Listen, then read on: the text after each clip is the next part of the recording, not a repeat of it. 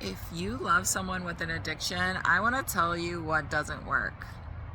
I have a lot of experience on both sides of this, and I really want to save you from making the mistakes that I made with my sister and her addiction. The thing that doesn't work, and it's interesting because instinctually, this is going to be the primary response or the main thing that you try to implement, and that is sacrificing ourselves for them.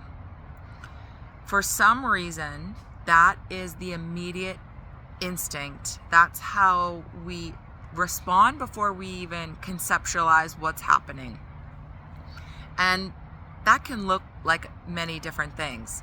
It can look like sacrificing your finances, your safety, your peace, your serenity, your relationships, your job, your future, your day. Your entire day might revolve around them over and over. Could be rescuing them or shielding them. We believe that sacrificing ourselves for them is the strategy. However, that doesn't work. Why doesn't that work? If a person doesn't want help or to get better or to change, it literally doesn't matter what you do. They won't ever change.